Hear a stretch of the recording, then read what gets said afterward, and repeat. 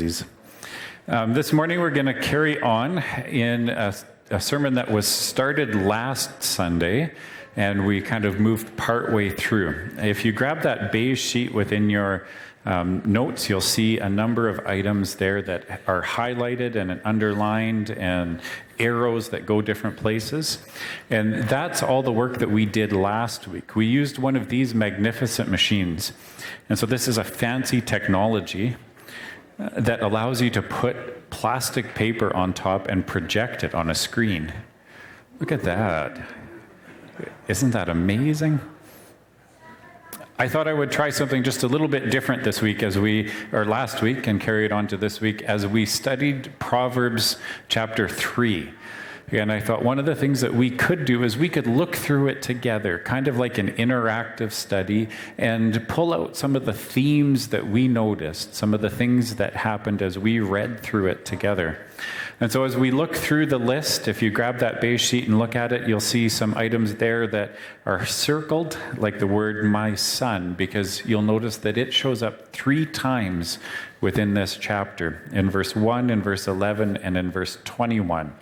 And what we see when we read the whole chapter as a whole, as one unit, that there are kind of 3 different sections that are happening all at the same time.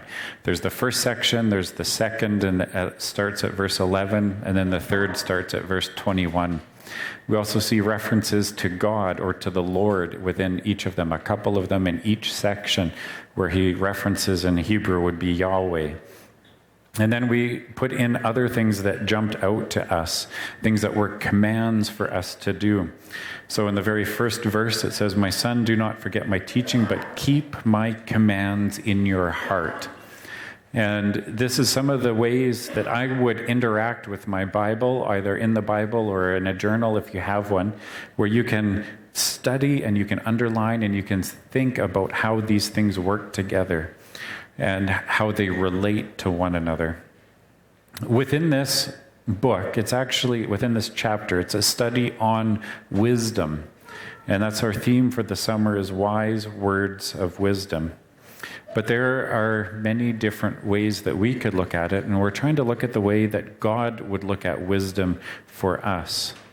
Within the first 10 verses, it was kind of an overview. It talked about how God's ways really are the best ways when we place our trust in him, and it gave us 5 different commands, things that we should do.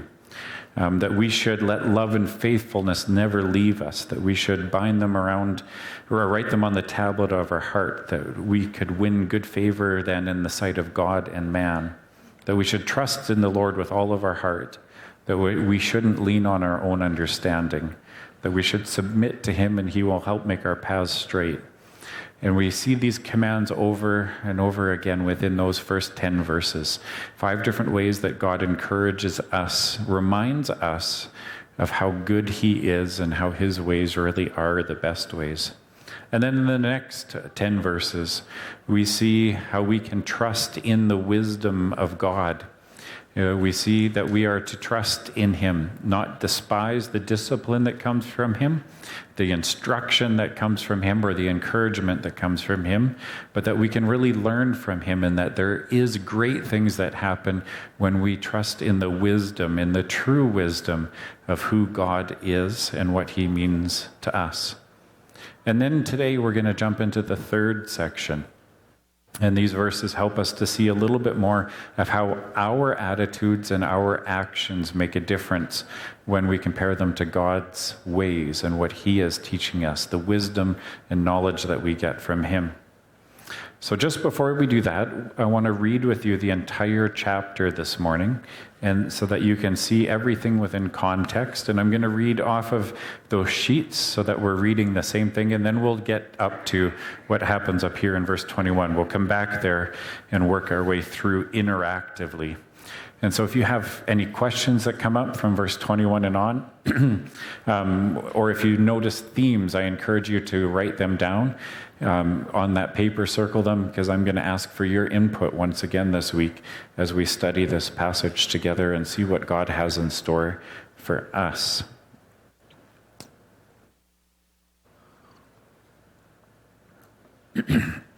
Excuse me. So starting in verse 1, it says, "My son, do not forget my teaching, but keep my commands in your heart, for they will prolong your life many years and bring you peace and prosperity. Let love and faithfulness never leave you. Bind them around your neck, write them on the tablet of your heart. Then you will win favor and a good name in the sight of God and man. Trust in the Lord with all your heart and lean not on your own understanding. In all your ways submit to him, and he will make your paths straight. Do not be wise in your own eyes. Fear the Lord and shun evil. Then this will bring health to your body and nourishment to your bones. Honor the Lord with your wealth, with the first fruits of all your crops. Then your barns will be filled to overflowing, and your vats brim over with new wine. My son, do not despise the Lord's discipline, and do not resent his rebuke, because the Lord disciplines those he loves. As a father, the son he delights in. Blessed are those who find wisdom, those who gain understanding, for she is more profitable than silver and yields better returns than gold. She is more precious than rubies. Nothing you desire can compare with her. Long life is in her right hand. In her left hand are riches and honor. Her ways are pleasant ways, and all her paths are peace. She is a tree of life to those who take hold of her. Those who hold fast will be blessed. By wisdom, the Lord laid the earth's foundations, and by understanding he set the heavens in place. By his knowledge, the watery depths were divided, and the clouds let drop the dew. My son, do not let wisdom and understanding out of your sight. Preserve sound judgment and discretion. They will be life for you, an ornament to grace your neck. Then you will go on your way in safety, and your foot will not stumble. When you lie down, you will not be afraid. When you lie down, your sleep will be sweet. Have no fear of sudden disaster or of the ruin that overtakes the wicked, for the Lord will be at your side and will keep your foot from being snared.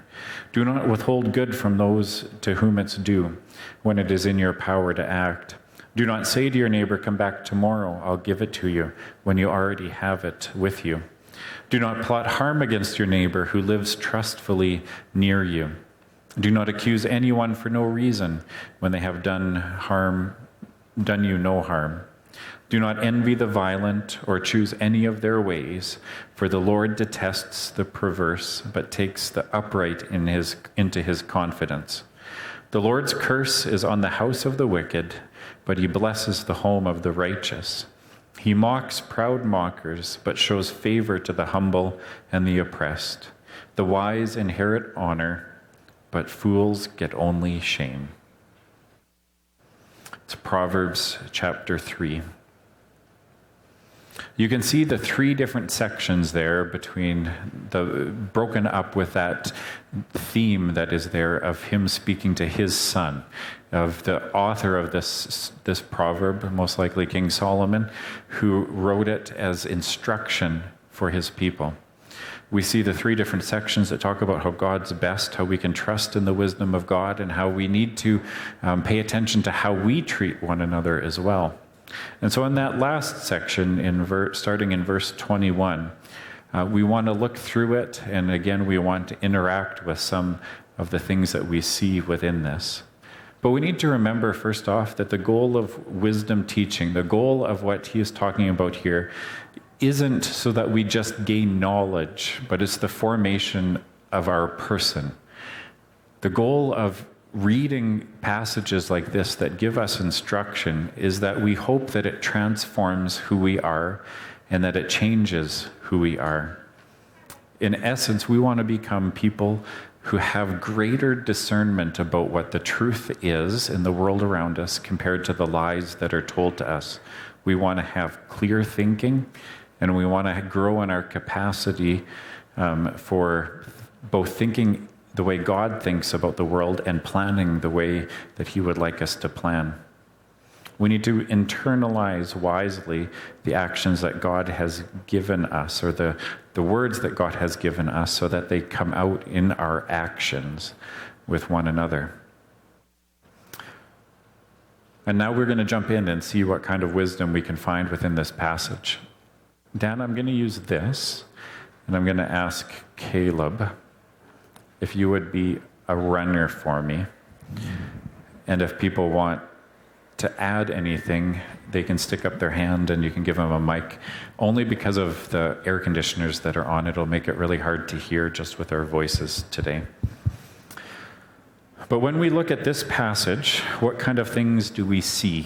What do we notice within the passage? And somehow my black marker disappeared.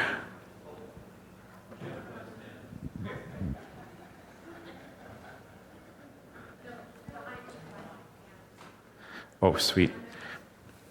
I had 2 of them even.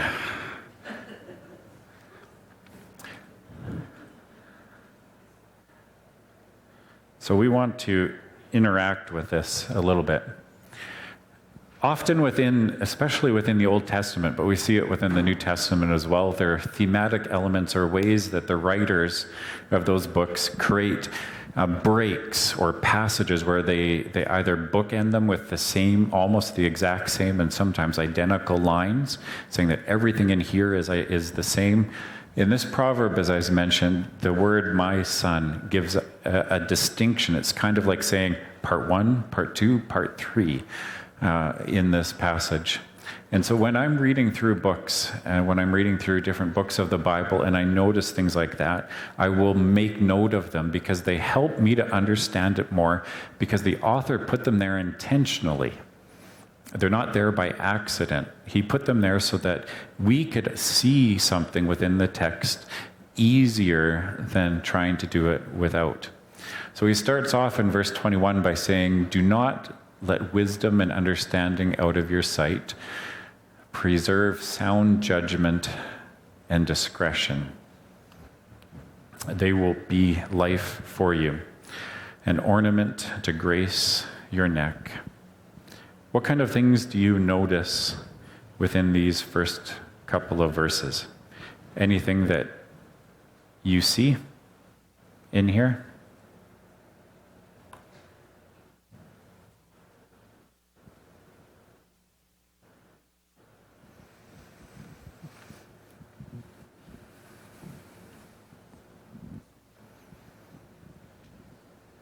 There is really no wrong answer, just so you know.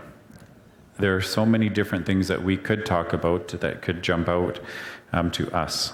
So when I see things like it says, do not let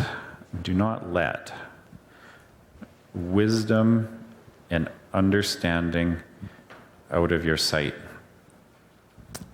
We won't use that one again. Do not let wisdom and understanding out of your sight. It leads me to stop and think, what is it that I shouldn't let out of my sight? What does he mean when it says, do not let wisdom and understanding out of your sight? We talked about this just a little bit, but these words, what do you think he's talking about? Because we can't really hold it in our eyes, right? What do you think? Pardon?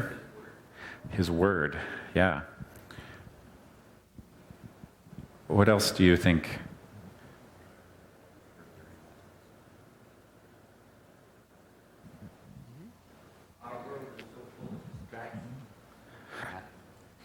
Our world is so full of distractions that it's very easy to forget wisdom, Yeah. like Barry said in the Word. Absolutely. One of the things that I wrote down as I was looking at this is I took it and I wrote, we need to keep learning. So we know that wisdom is something that comes. It's not just knowledge. There's more to it than that. But we need to keep growing in it. We need to not stop focusing on it. For me, and in our time, in our age, that means that is something that we can do, that we can keep learning about God, not let him out of our sight. It's through the Word, through studying Scripture, but also through interacting with other individuals who can help me to gain that understanding and insight. What else?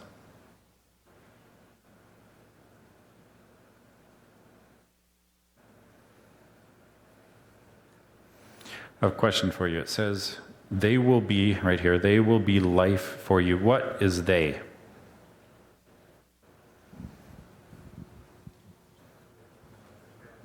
Pardon?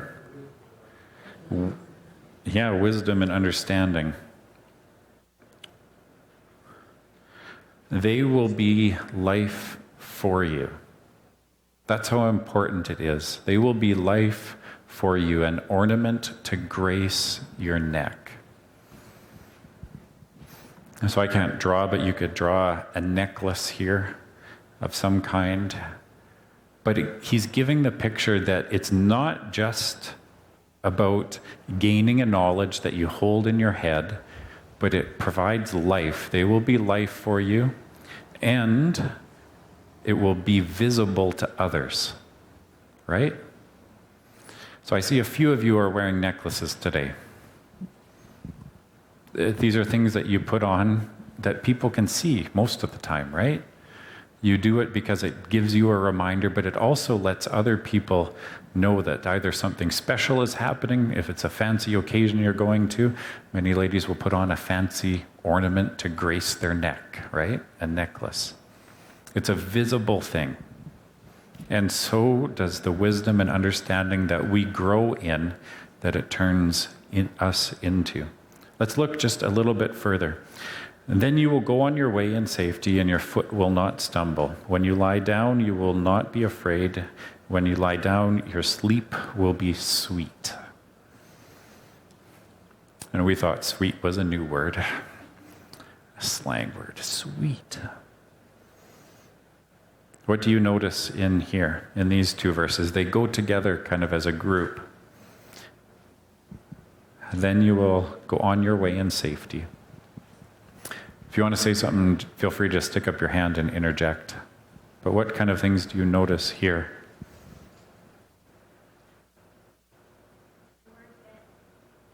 Pardon? The word then. Yeah. So when these things happen, then you will go on your way in safety, and your foot will not stumble. If we think back to their time, they walked everywhere that they went, basically. Occasionally you would ride an animal, but even when an animal walks down the paths that they are on, you would want a path that is clear and free. You would be able to walk in safety where your foot would not stumble. And when you lie down, you would not be afraid. Your sleep would be sweet. One of the things that happened, and we see it in the parables of Jesus often, is that when they would travel somewhere, they would lay down. And there's a few occasions where we see them mention that some of the apostles would be awake at night, right? To keep watch. And that is when you would get your best sleep. When you lie down, you will not be afraid. When you lie down, your sleep will be sweet. When you are protected, when you can trust what's going on around you, or when you can trust God, it changes how you walk through the daylight. You will not stumble, and your sleep will be sweet. Because we're trusting in something that is different than we are, that is different than the world around us. Do you get the picture, the word picture of what he is talking about here? That when we let wisdom impact who we are, it changes not only what we know, but it changes how people see us. As we wear it like an ornament around our neck. And we have such trust in God that we are able to trust him in ways in the daylight as we walk, and in the nighttime as we sleep. That we have such faith in him, such trust in him, that it changes us. There's a song based on a New Testament passage that we often sing, talking about God lighting our path. And it is a similar theme that happens throughout Scripture.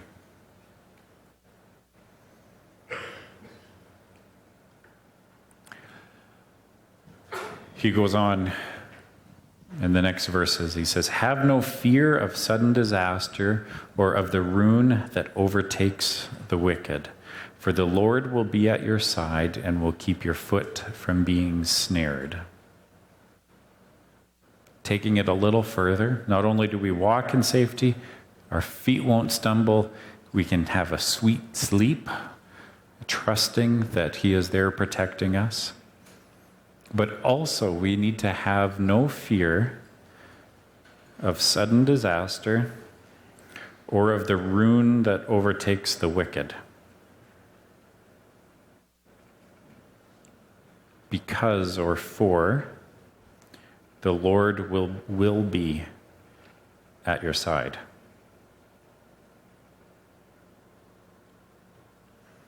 And will keep your foot from being snared.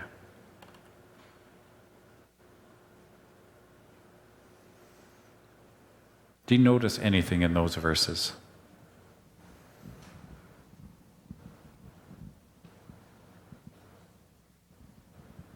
Just those two, 25 and 26.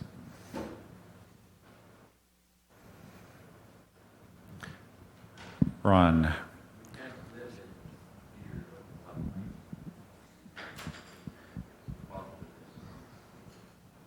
Can you say that again with the mic? We can't live in fear of what might happen. We trust in the God. Well, we don't need that living in fear. Absolutely. We don't need to live in fear. So he starts off here with have no fear. These verses just stress the importance of faith, faith and then once you have placed your faith in God, I guess it would be God back then, all these things will follow, but faith is just so important in that. And then I guess letting go, that's what I would take from it once you've placed your faith in God. So placing our faith in God, and then also being able to let go.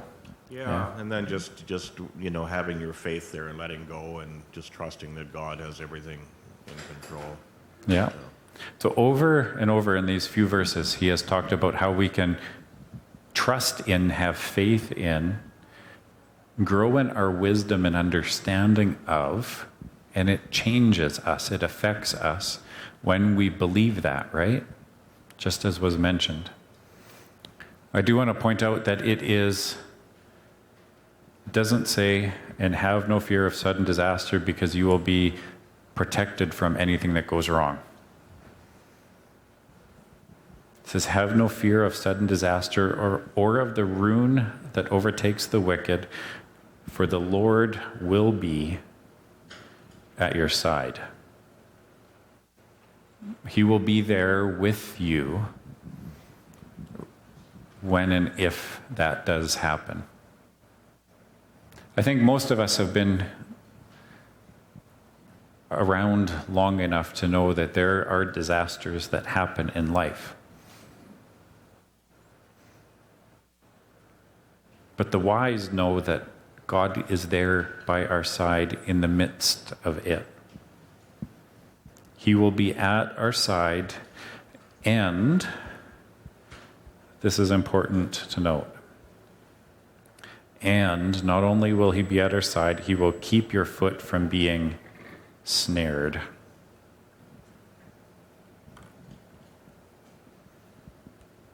What do you think that means?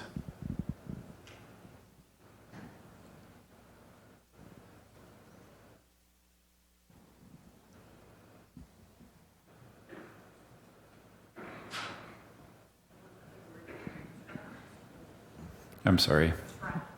Being trapped? Yeah, it is another word for being trapped.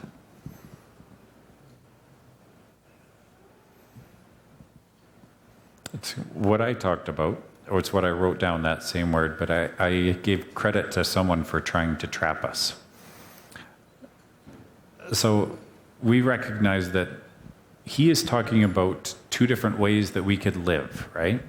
One way which he's saying is not wise, and it ends up being the ruin of people, and one way of following something different that is wise. And so if the Lord is by our side and we trust that he is good for us, we recognize that there is something that is not good for us out there, that we could be walking in places where our foot could be snared, or walking into one of Satan's traps, is what I wrote down. When I think about these two verses together, I'll let Russ up here. It sort of reminds me of the poem In His Footprints, as you're walking through the sand of life and you get to the trials. There's only one set of footprints, yet he's promised to be with us. It's his footprints carrying us through, so you can't snare your foot if you're not even on the ground. That's right. Yeah. It reminded Russ of the Footprints poem, where in those difficult times, that's where God is carrying us. And we can't be snared if he's carrying us. That's absolutely true. When I reflected on these two verses in particular, have no fear of sudden disaster or of the ruin that overtakes the wicked, for the Lord will be at your side and will keep your foot from being snared. And when we look at what we read in the previous couple verses, I think there were a few things that popped into my mind about ways that we are lying to ourselves or that we are being snared or trapped.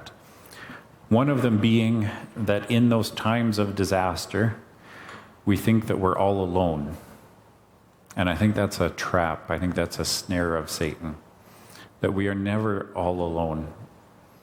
That if we trust in the wisdom of God, it will change how we view him and what we believe about him. And we will believe, because the scripture tells us, that he will be there, that we need to have no fear of sudden disaster or of the ruin that overtakes the wicked, because the Lord will be at our side. We can hold on to that as truth. We can have faith in that. Never said it was easy, but that's one of the things that we can grow in our wisdom and understanding of. Another one that I wrote down is that we often end up questioning the love of God. And even within these verses, we see his love for us as he's giving us, growing our understanding and our wisdom and knowledge of him.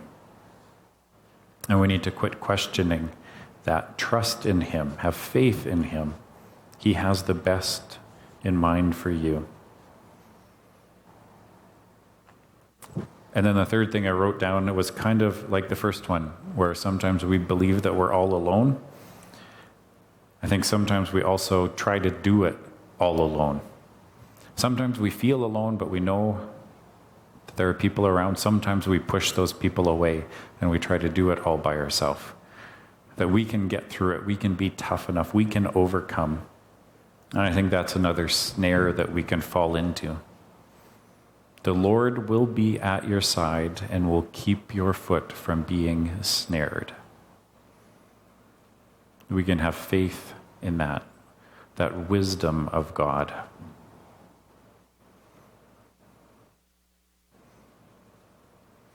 We're going to go a little further now, and there are actually 6 different verses that come in 2 pairs each. So I'm going to give you a little preview on the first one. It says, "Do not withhold good from those whom it is due when it is in your power to act. Do not say to your neighbor, 'Come back tomorrow, and I will give it to you.'" 2 ways that we are given instructions, prohibitions, things that we should not do. Both of them dealing with our neighbor. Do not withhold good from those whom it is due when it is in your power to act. And do not say to your neighbor, come back tomorrow and I'll give it to you, when you already have it with you. What do you notice here? Are there things or ways that you would apply this in your life? Things that it makes you think of, oh, maybe I should be or should not be doing this.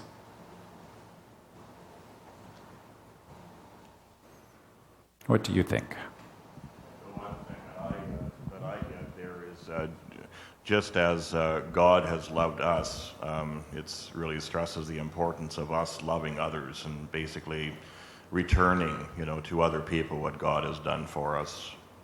And, Yes, absolutely. I agree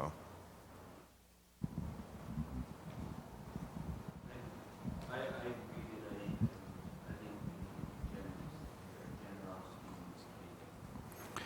Be generous. Generous, yeah. That we should have a heart of generosity.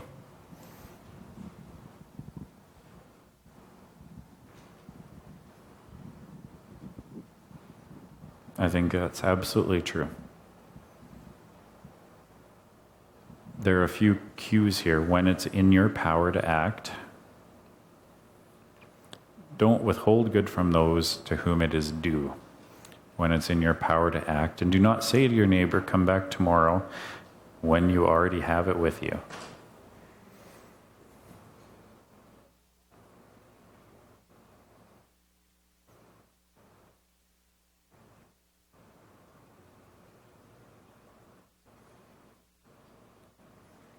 When we have it, when we have the capacity to be generous, I think we should be generous. Proverbs tells us we should be. When we have it with you, when you already have it with you, don't say, oh, come back tomorrow. I might be able to then. It's not just, I think, about money, but it's so much more than that. It's about the time. It's about how we act, how we treat one another. There are many different ways that our neighbor could come and seek help from us. It doesn't have to be just about money. Let's look a little further in verse 29. And we have another double. 29 and 30. Do not plot harm against your neighbor who lives trustfully near you, and do not accuse anyone for no reason when they have done you no harm. So now it's not just about withholding something, right? We see something a little more serious here. Do not plot harm against your neighbor who lives trustfully near you, and do not accuse anyone for no reason when they have done you no harm. Just talking a little deeper here, isn't he?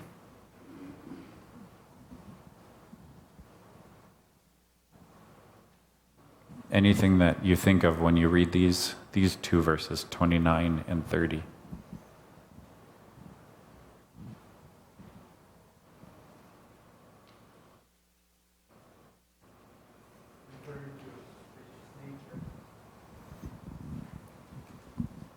It's referring to not having a suspicious nature or being trusting of people without cause. And I think that can also lead to an extension of that with leading to, it's like it's saying, do not accuse them. That leads into things like gossip and backbiting and anything like that is unfounded. I think so, yeah. I just wanted to add that a lot of the things are on the do not. I was noticing that you do them when you have fear of sudden disaster or of ruin. That a lot of times when we have that fear, then we start to plot and plan and do things out of God's will, and those are some of the ways you do it. Just even thinking in my own family's experiences the last few years, like people who are envy or accusing for no reason, their plan is usually to get something for themselves. So that's just something that came to me. Absolutely. I think Angela makes a great point that the passages that we have read were written on purpose. It wasn't just random thoughts put down. And when she shares, or when she says, I think that some of these things are the opposite of what happens when we live wisely and not in fear of the world around us because we've trusted in God. That these things, when we don't do that, come a lot more naturally.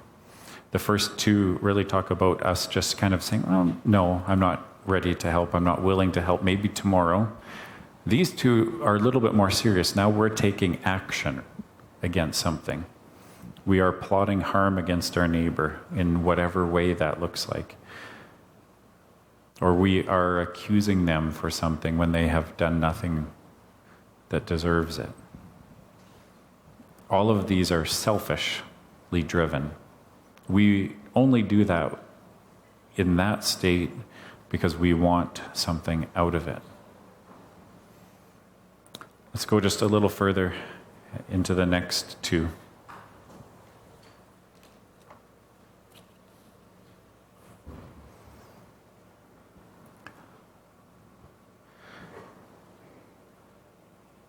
(31) and 32.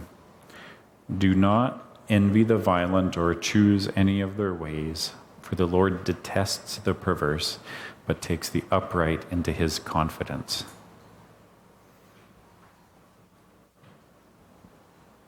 When I look at all these,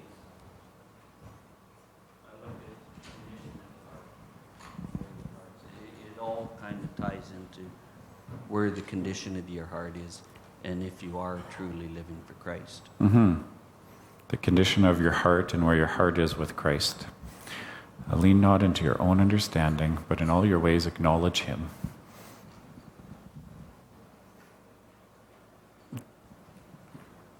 The Lord detests these ways, those things that we were told not to do. He detests the perverse, but takes the upright into his confidence. The next three. The Lord's curse is on the house of the wicked, but he blesses the home of the righteous. He mocks proud mockers, but shows favor to the humble and oppressed. The wise inherit honor, but the fools get only shame. Here we see different comparative statements, right? The curse is on the house of the wicked, but he blesses the home of the righteous. He mocks proud mockers, but shows favor to the humble and the oppressed. The wise will inherit honor, but fools get only shame.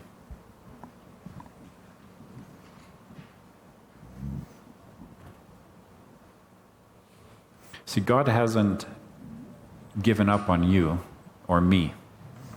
And in fact, even these who are getting shame, or those who he's mocking, the proud mockers, or curse on the house of the wicked, we know from Scripture that he hasn't given up on anyone, but there are people who have walked away from him, people who have given up on him.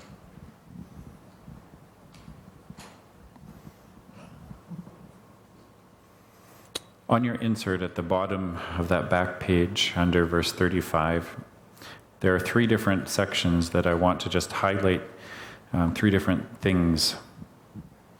Those key sections are listed there at the bottom. God's ways are the best ways. Trust in the wisdom of God, in that second section. And we talk about how our actions make our attitudes visible. That last section really talks about the condition of our heart, as Barry mentioned it that way. That when we don't have faith and trust in the wisdom in the ways of God, it changes not only in our own attitudes, but our attitudes are visible through our actions and how we treat one another. But we can trust in him. We can have wisdom in what he has said and what other people see and find within him as well. as the worship team comes back up, I want to just point out that I think that this is exactly what Jesus was talking about when he was asked what the greatest commandment was. And in Matthew 22 and in Luke 10 and in Mark 12, when he responds, he says, you need to love your neighbor, love God, and love your neighbor as yourself. And I think it fits very well with what the wisdom that is given, the words that are given within these passages.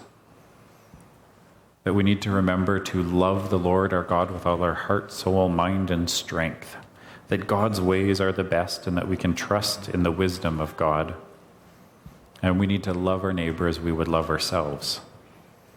That we should not do all of those things, but instead show them the love of God, and it should flow out of who we are. There's great wisdom that can be found within Scripture, and I think these verses have some very clear things that we should and should not do as well.